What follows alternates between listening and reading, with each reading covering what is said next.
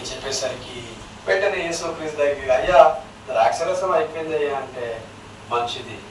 యేసుక్రీస్తు ప్రభు అనుకున్నాడు, ఓకే ఆ రాతి భవనాలన్నింటినీ కూడా నీటితో నింపండి అనగానే అందరు నీటితో రాతి భవనాలన్నీ నింపారు. వెంటనే ఆయన యేసుక్రీస్తు ప్రభు వచ్చి ప్రార్థన చేశారు. వెంటనే నీరేమైపోయిందమ్మా?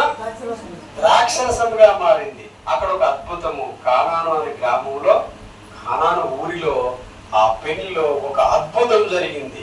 చూడండి, ఆ పెళ్లి ఆ యజమాని గాని, పెళ్లి బిడ్డ తండ్రి గాని, ఆ కుటుంబంలో ఏమున్నదంటే ఆశీర్వాదం ఉన్నది. వారి యొక్క గిన్నె వెల్తి అయిందా? వెల్తి కాలే. వారి యొక్క కప్పు అనేది నిండి పొర్లుచున్నది. అక్కడ ఎవరున్నారండి? యేసుక్రీస్తు ప్రభు ఉన్నాడు. ప్రియమైన దేవుని బిడ్డలారా, యేసుక్రీస్తు ప్రభు ఉన్న ఇల్లంతా కూడా ఏమవుతుందట చెప్పండి? పొంగి పొర్లుతుంది. నీ గిన్నె నిండి పొంగి పొర్లుతుంది. కాబట్టి అట్లా పొంగి పొరలాలి అంటే మన జీవితాలలో యేసుక్రీస్తు ప్రభువును మనం అన్వయించుకోవాలి. మనం యేసుక్రీస్తును ఆహ్వానించుకోవాలి. యేసుక్రీస్తును స్మరణ చేసుకోవాలి. యేసుక్రీస్తును ధ్యానం చేసుకోవాలి. యేసుక్రీస్తు వేసిన బాటలో నడవాలి. యేసుక్రీస్తు అంటాడు, యేసు నేనే మార్గమును, ఐ యామ్ ద వే. యేసుక్రీస్తు ఏమంటున్నాడు? నేనే మార్గమును, ఐ యామ్ ద ట్రూత్ అంటాడు. నేనే సత్యమును, ఐ యామ్ ద లైఫ్ అంటాడు. నేనే జీవాన్ని. కాబట్టి నేను తప్ప వేరొకరు లేరు. కాబట్టి నా ద్వారా తప్ప ఎవడును పరలోక రాజ్యానికి వెళ్ళలేడు, హక్కుదారుడు కాడు అనే విషయాన్ని కూడా యేసుక్రీస్తు ప్రభు తెలియజేసినట్లుగా చూస్తున్నాం ప్రియమైన దేవుని బిడ్డలారా. కాబట్టి ఇక్కడ చూడండి, 8వ వచనం కనుక మనము చదువుదాం ఒకసారి. మమ్మీ చదవమ్మా. For in the hand of the lord then is a cup.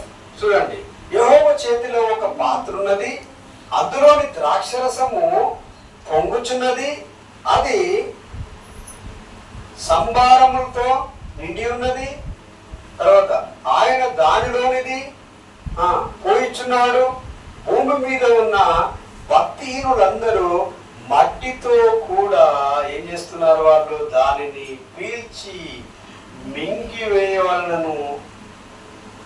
చూడండి, నేనైతే నిత్యము ఆయన స్తుతిని ప్రచారము చేయుదును.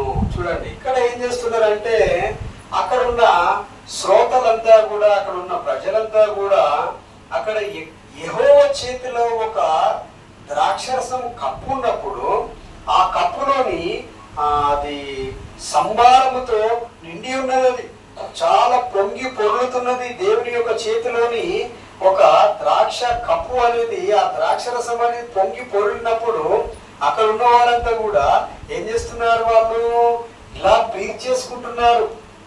దానికి ఏమని ఇంకా మట్టి ఉంటుంది అనుకో. అక్కడ ఇందాక మనం చూస్తాం, తెలుసా మీకు? కళ్ళు ఉంటుందండి. కళ్ళు ఉంటుంది కదా, వైట్ వాటర్ కళ్ళు. ఆ కళ్ళు తాగిన తర్వాత దాని ఇంకేమైనా టేస్ట్ ఉన్నట్లయితే దాంట్లో లోపల మట్టి లెక్క ఉంటుంది కదా, ఆ మట్టిని సైతం ఏం చేస్తారట? ఇలా నాకేస్తారట. అట్లనే ఈ ద్రాక్షరసం అనే దాన్ని కూడా అక్కడ ఉన్నవారు ఆ మట్టి దాన్ని అంతటిని కూడా వారు పీల్చేస్తున్నారు. అర్థమవుతుందా? కాబట్టి ద్రాక్షరసం పలసగా ఉన్నప్పటికీ కూడా ఆ ఒక మట్టి లాంటిది అనేది ఇంకా జిగటగా ఉన్నది కనుక, అది కొంచెం గట్టిగా ఉన్నది కనుక దాన్ని ఏం చేస్తున్నారు? వాళ్ళు ఇట్లా అని నాకేస్తున్నారు.